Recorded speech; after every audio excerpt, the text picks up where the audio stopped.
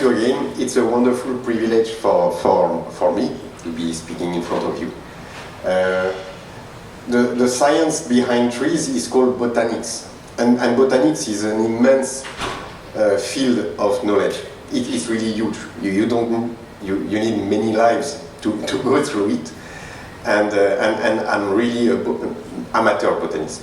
I don't know much, but whatever I know, it's very rewarding to share it with people who have any interest. So that's what I'm going to try to do today. And I want first of all to thank you all for coming out. So the summary of what we are going to talk about is that forests are disappearing around the world very quickly and at what we can call an alarming rate. It's true around the world, and it's all the more so true in Myanmar. And we are going to try to explain why there is a concern here and what can be done about it. In the first place, we'll try to describe to you what was the condition of forests on this planet before humans started to go after them. I will then share some information, basic information behind the science of trees. How does it work, all that, and forests. And eventually, we will go into describing what Cyrus has already introduced to you, which is what we are doing to try to replant forests here in Myanmar. So let's get started. And the first chapter is called deforestation. It's about what is the problem and why it's a problem. So, forest appeared on Earth 360 million years ago.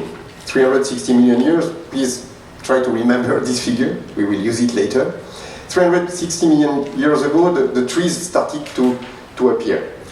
That's the end of the Devonian period, the beginning of the Carboniferous period in geological eras. And forests just spread on the planet, and they were barely affected by anything. It's really like the natural cycle. The only thing that started to maybe affect them a little bit is when the ancestors of Homo sapiens, about 500,000 years ago, discovered how to make fire. So that there are some records that forests started to be damaged at that time. But humans were so few that it didn't really matter. It didn't really affect the forest. And things started to change when, about 12,000 years ago, humans, there were still not so many of them, but humans started to produce their own food instead of collecting it. So it started agriculture. And from there on, so 12,000 years ago, they of course started to graze animals, so they needed land, and they started to cut the forest. This is how it got started. It took 5,000 years to lose 2% of the forest that existed. Before that, 71% of all terrestrial land on Earth were covered by forest, 71%. The rest were glaciers, rocky terrains, deserts. And it took 5,000 years to lose 2% of those forests. Then, in the next 3,300 years, up to 1700, we lose 9% of the forest. And then it starts to become worryingly, it accelerates, because in the next 200 years, between 1700 and 1900, we use an additional 15%. And in the last 120 years, we lose globally 46% of all forest. All forest. So, to some extent, it took 10,000 years or 12,000 years nearly to lose half the forest of Earth, and it took the other half went into the last 120 years. And you see on the chart here what it gives. These are facts, you know, just like there were forests everywhere, and now there is less than half what, and this is when it happened. So we are going to hear it, not only from me, but from a company that is counting trees from space.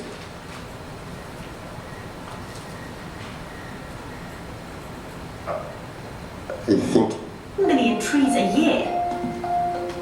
At the moment, there are about 400 trees for every person on Earth, but they're disappearing at a rate of 1.4 trees per person every single year. If we keep going at this rate, a walk in the woods will soon become a lot trickier. Thousands of years ago, before human civilization took hold, the Earth had almost twice as many trees as it does now.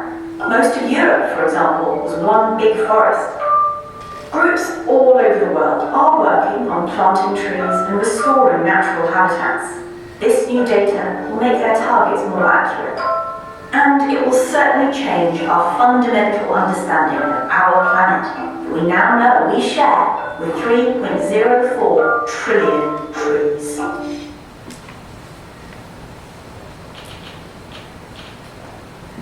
So, let's see how this happened. We can visualize this on this chart. And the temperate forests are the green squares, the tropical forests are in brown, and it shows at what pace, at what speed forests were cut down from 1700. So these are the last 300 years. So you can see that until 1920, here, the forests were chopped down in majority in America and Europe, in temperate areas. This is where they disappear. But this takes a dramatic turn after 1920, and this is the colonial expansion, of course. And you can see that the majority of the forest then disappears from the tropical areas, and at a very, very, very big rate. And the maximum is hit during the decade from 1980 to 1990. I was 20, in my 20 to 30, in my 20s. And during that decade alone, 151 million hectares of trees were chopped down. And interestingly, you can see that in the last 30 years, temperate forests have regrown. That just means that more were planted than were cut out. So just to put things into perspective, let's attach some images about what's happening. I told you that 151 million hectares, it's such a big figure, what does it mean? Were shut down just in 10 years in the 1980s. It's half the size of India. 10 years, half the size of India is razed to the ground. And as we speak, it's one football field that is chopped down every second, as I speak. So, just like every second, there is somewhere in the world one football field every second that is chopped down. And also, something that we must try to keep in mind, that when an area of forest is chopped down, all the animals, all the life, I should say all the life, but including the animals, because we identify animals more easily, they disappear together. And as we will see it later, it's 80% of all animal life that lives in forest. 80%. The rest lives in other areas than forest. So, this is, yes, no, there is this one that is interesting also. Is that if you take all the terrestrial mammals, so it means like all the mammals except dolphins and whales that don't live on Earth. So all mammals that live on land 36% are us,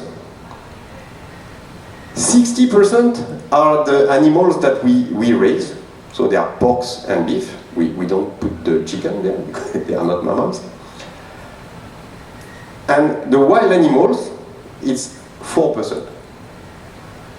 That's the reality today, in the world that we are living today. So now let's turn our eyes closer to home, to Myanmar. And I'd like to start by explaining that the Wildlife Conservation Society, which is like a very big and very renowned organization, has listed 64 ecosystems in Myanmar, different ecosystems. So this is not just a figure like that, this comes from very precise classification, 64. And yeah, let me tell you that it's a very, very, very high figure. It's extremely diverse. Typical areas rather have more like 10 or 20. 64 in Myanmar. And that comes from good reason. The main reason is geography. Because, I don't put a map because you're all from Myanmar, you don't need it. But in the north you have the Himalaya chain of mountain that is meeting the tropical land. So like it's a very, very diverse meeting, if you want. In the south you have the monsoons that come from the Gulf of Bengal. In the west you have chains of mountains like the Rakhine Nyoma, like the Chin State Mountains, that also form another configuration. And in the east you have the highlands of Bagoyoma and Shan States. And all this is meeting together and creating this exceptional biodiversity. And one of the side effects, if we can call it like that, one of the side effects is that in this incredible biodiversity you have an incredible wealth in the form of extreme variety of timber and of precious timber in particular. The first hit that the forest of Myanmar took, because I'm not an expert at all in Myanmar history, in Burma, but from what I can see is that the forests had been left pretty intact until the arrival of the British colonizers. Everybody in this room knows that the British conquest of the Burmese kingdom was not a philanthropic enterprise. And the main motivation, one of the main motivations behind this conquest was clearly timber. There's no doubt about it. Why? Because the British Empire was the dominant one. Second one was the French. They were not better. But they had really the superiority, and they had the superiority mainly on the sea. They could control the world because they controlled the seas. And guess what? The ships, they were made with wood, so they needed lots of timbers. And really, for that reason alone, Burma was like a crown, like a jewel in the crown, because of all these immense resources in terms of timber. One of the first institutions created by the colonial regime was in 1856. It was the Forest Department, one of the very first. And they put on some rules, which are largely still in use today. When you take a timber concession in Myanmar today, they give you like 30 years, 60 years, extendable to 60 years. Mainly what the British put in place 200 years ago. And it was not sustainable, but let's say in 30, 60 years, if you don't cut the small trees, they have some time to regrow. So the secondary forest has some time to come back when you have cut all the big trees. So that has been the background of forestry in Myanmar. This is how it got started with the British invaders. After colonization came independence in 1948, but what happened is that the volumes increased. In 1950, the timber exports represented 4% of Burmese export. In 1980, in the late 1980s, it represented 40% or 42%. So you can see that the volumes increased dramatically. But the real pivot came in 1991 when there was an embargo. I think it was a UN embargo that isolated the country. And from there on, the central authorities let go on the rules that had more or less preserved. They had still implemented the British rules, if you want.